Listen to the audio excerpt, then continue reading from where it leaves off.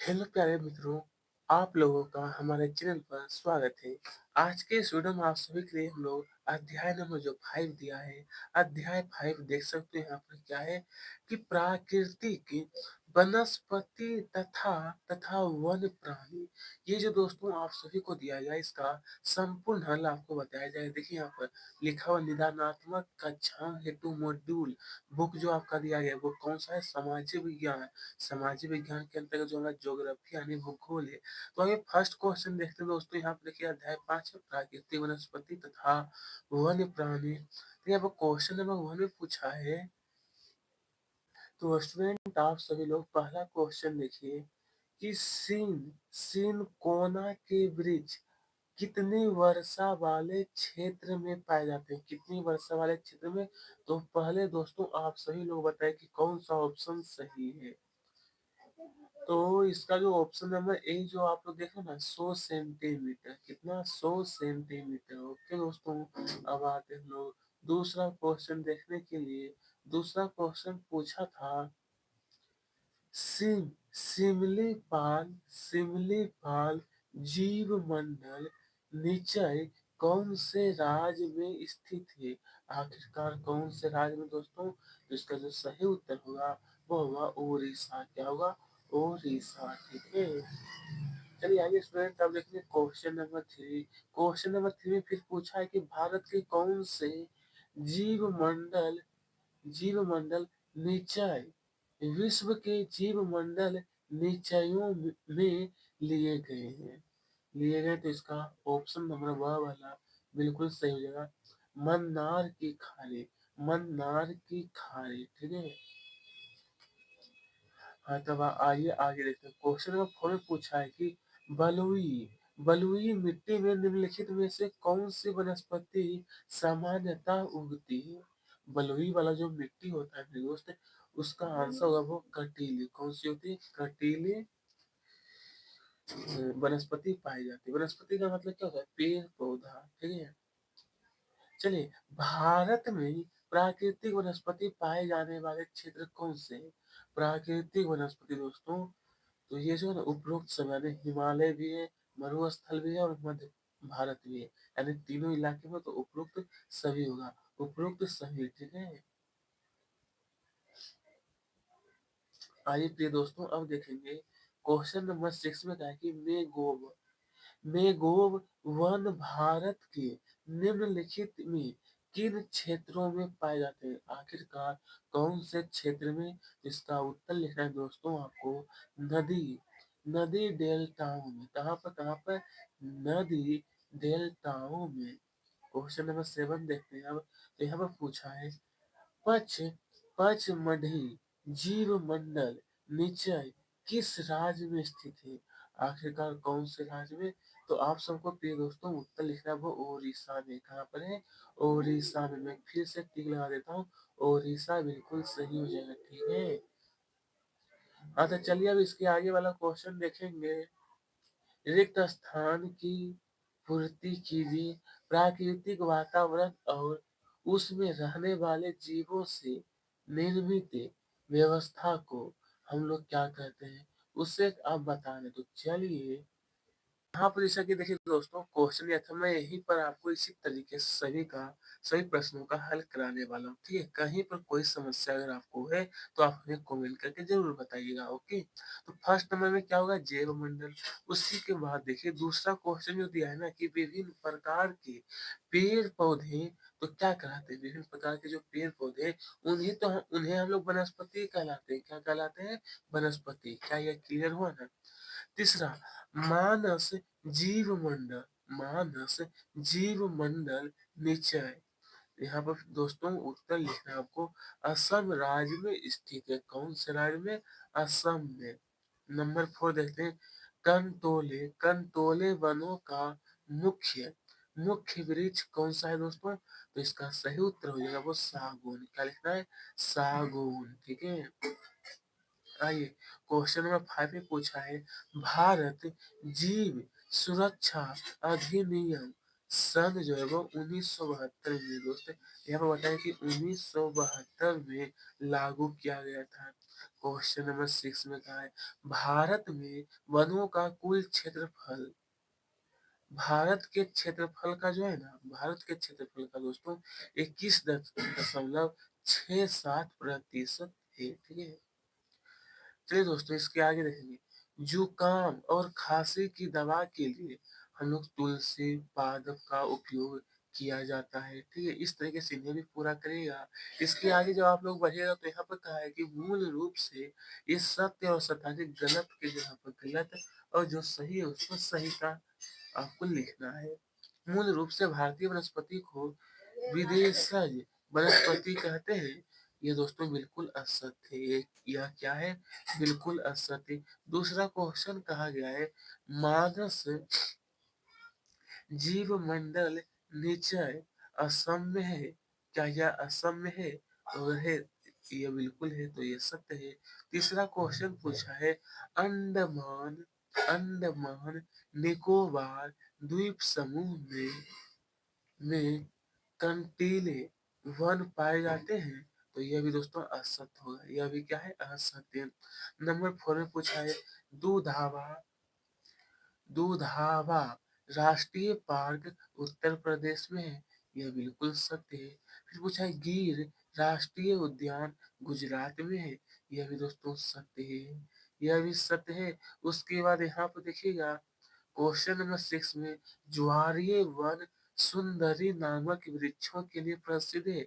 यह भी सत्य हो जाएगा। ऊंट जो है वो काहे कि थार मरुस्थल में पाए जाते हैं। यह भी सत्य है। यह भी कैसा है? तो सत्य। इस तरीके से इन्हें कंप्लीट करिए। तो दोस्तों जब आप लोग यहाँ पर देखिएगा तो बोला गया है नंबर 4 में कि सही जोड़ी बनाइए। ये खंड कह दिया और ये खंड खोए। तो ये दोनों में आपको सही से मिलान करना है। तो चलिए इसका आंसर हम लोग देखते हैं।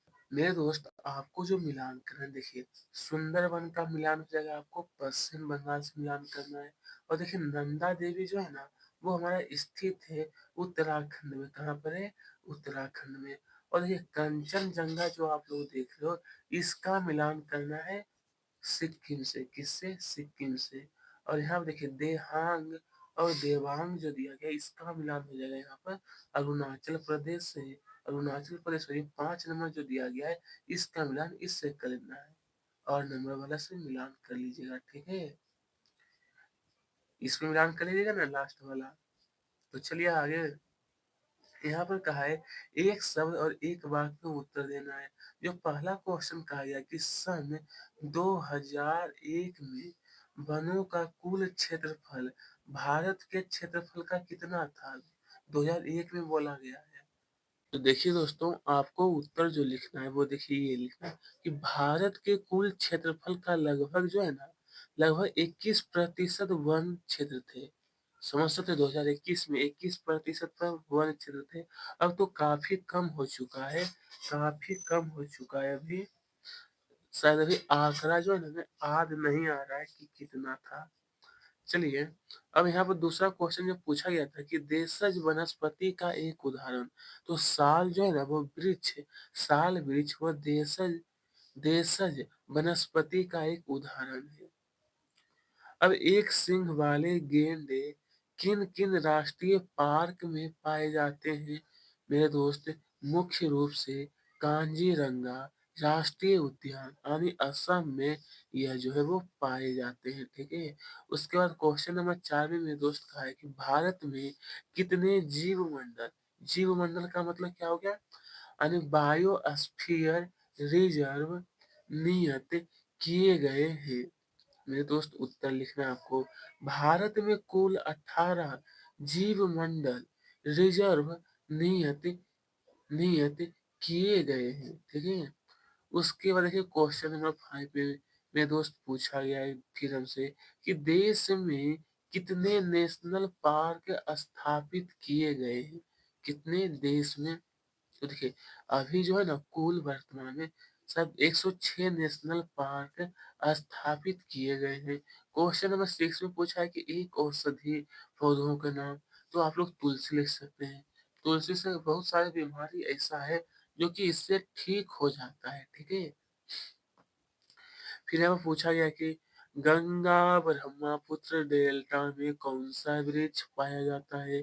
कौन सा वृक्ष दोस्तों? उत्तर हो जाएगा सुंदरवन क्षेत्र में सुंदरी वृक्ष पाया जाता है। सुंदरवन क्षेत्र में कौन सा? तो सुंदरी वृक्ष पाया जाता है। उसके बाद क्वेश्चन नंबर 8। क्वेश्चन नंबर दोस्तों 8 में हमसे पूछा गया है फिर से कि रॉयल बंगाल टाइगर किस वन का जानवर है? आखिरकार कौन से वन का? मेरे दोस्त उत्तर लिखना है रॉयल रॉयल बंगाल टाइगर यानी सुंदर वन का जानवर। ठीक है। उसके बाद आइए फिर मेरे दोस्त पूछा है क्वेश्चन नंबर 9 में हमसे सबसे अधिक मेघोव वन कहाँ पाया जाता है? कहाँ पर? उत्तर हो जाएगा कि सबसे अधिक मेघोव वन जो है ना सुंदरबन डेल्टा में पाया जाता है। कहाँ पर? सुंदरबन डेल्टा में। फिर ये क्वेश्चन नंबर 10 देखते हैं। तो यहाँ पर पूछा है सीन कोना के वृक्ष कितनी वर्षा वाले क्षेत्र में पाए जाते हैं? देखिए 1000 से लेकर के 2000 मीटर वर्षा वाले क्षेत्रों में सिनकोना एक वृक्ष है। ठीक है। वह पाया जाता है। 11 में कहा है उष्णकटिबंधीय पर्णपाती वन के दो दो वर्षों के नाम। तो उष्णकटिबंधीय पर्णपाती वन के दो वृक्षों के नाम। एक हो जाएगा साल और दूसरा होगा सागौन। साल और एक हुआ क्या? तो सागौन। ठीक है। आइए मेरे दोस्त अब यहाँ पर हम लोग देखेंगे अति लघु। पहले बुक वाला आपको दिखा देता हूँ। तो यहाँ पर आप लोग देखिएगा तो पूछा है कि अति लघु तर्ज में कि सर्प गंधा अर्जुन नीम तथा तुलसी के एक एक औषधीय गुण लिखिए। औषधीय गुण दोस्तों आपको इस प्रकार से लिखना है। सबसे पहले सर्प गंधा वाला होगा रक्तचाप का नियंत्रण और अर्जुन यानी कान दर्द में रक्तचाप नियंत्रण। उसके बाद देखिए नीम। नीम का हो जाएगा वो जीवाणु नाशक है। तुलसी क्या है? तो रोग प्रतिरोधक क्षमता वृद्धि कारक है। ठीक है। मैंने एक एक औषधि गुण यहाँ पर लिख दिया हूँ। ठीक है। एक एक औषधि गुण। ओके। फिर पूछा है भारत के कोई दो जीव मंडल निचय क्षेत्रों के नाम। मेरे दोस्त उत्तर हो जाएगा भारत के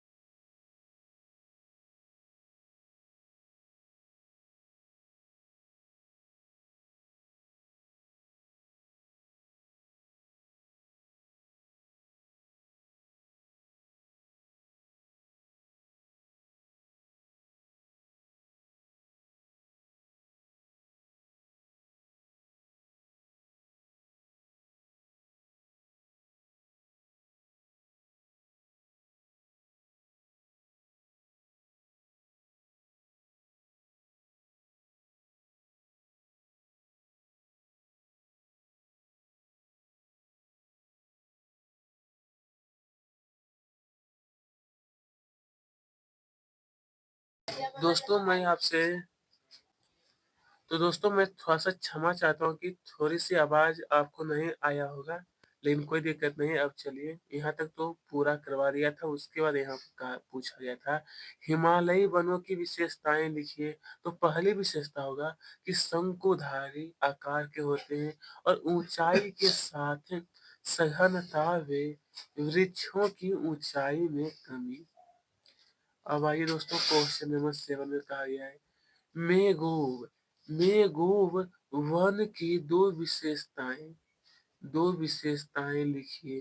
तो चलिए आपको लिखना है मेघोव वन जो है ना वो समुद्री तट को स्थिर करते हैं। दूसरा पॉइंट यह तूफानी लहरों धाराओं और ज्वार से समुद्री कटाव को कम करते हैं। समुद्री कटाव को क्या कहते हैं? कम। अब आइए क्वेश्चन नंबर 8 में मेरे दोस्त कहा गया था उष्णकटिबंधीय कटीले वन की दो विशेषताएं। अर्थात कटीले जो वन इसकी दो विशेषता, तो पहली विशेषता हो जाएगा उष्णकटिबंधीय कटीले वन 70 सेंटीमीटर से कम वर्षा अन्य भागों में पाए जाते हैं। दूसरा पॉइंट वाष्पीकरण को नियंत्रण। आपको ये पहला पॉइंट, दूसरा पॉइंट ये है कि वाष्पीकरण को नियंत्रित करने के लिए पत्तियों का कांटों में परिवर्तन कर देते हैं। ठीक है, चलिए क्वेश्चन नंबर 9 में पूछा है भारत के प्रमुख दो पक्षी अभयारण्य के नाम। कितने? तो दो पक्षी अभयारण्य। तो आपको उत्तर लिखना है कि पक्षी अभयारण्य वन जगह एक होगा वेदांत वेदांत थंगल घना पक्षी विहार। अब आइए क्वेश्चन नंबर 10 में मेरे दोस्त पूछा है भारत के दो प्रमुख राष्ट्रीय उद्यान के नाम। देखिए पहला हुआ कान्हा किसली राष्ट्रीय और दूसरा हुआ जिम कॉर्बेट। Jim Corbett. इसके आगे जब देखेंगे तो अपने बुक में दोस्तों तो आपको बताया पूछा गया था लघु उत्तरीय में पहला क्वेश्चन है कि सदाबहार, इसको हम इंग्लिश में कहते हैं एवरग्रीन वन और पर्णपाती वनों में अंतर। तो चलिए सबसे पहले देखेंगे सदाबहार वन में। सदाबहार वन में लिखना है कि वर्ष भर हरे भरे होते हैं। वर्षा की पर्याप्तता 200 सेंटीमीटर से अधिक के कारण।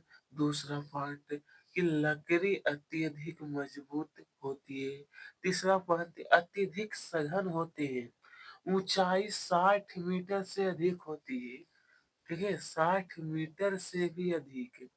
ये तीनों पॉइंट नोट करना। उसके बाद आगे हम बताने वाले हैं आप सभी को कि पर्ण पाती वे पतझड़ वन में पहला पाती है कि ग्रीष्म ऋतु के प्रारंभ में अपनी पत्तियां गिरा देते हैं।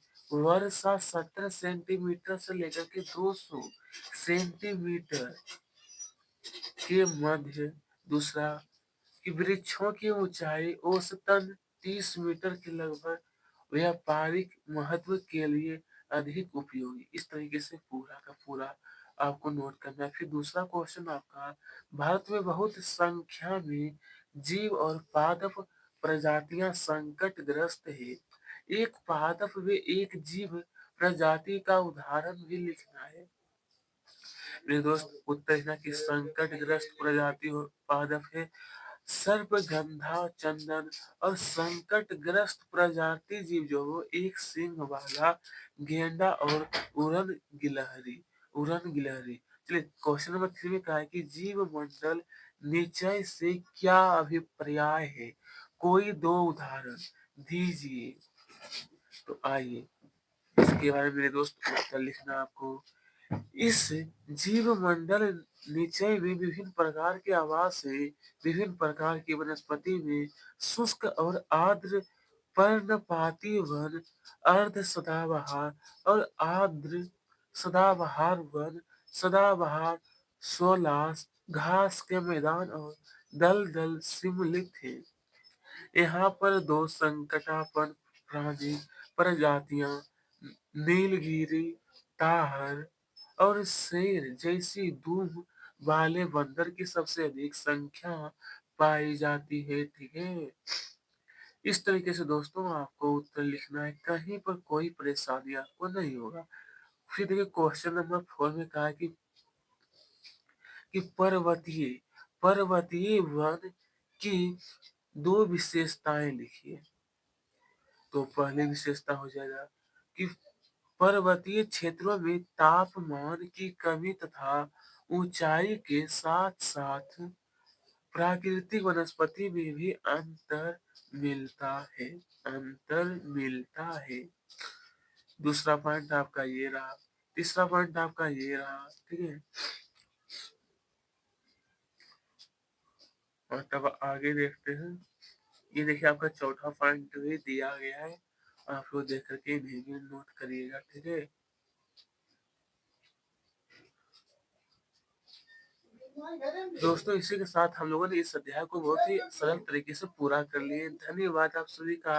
अगली वाली वीडियो में हम लोग अध्याय नंबर 6 देखेंगे जिसका नाम है जनसंख्या।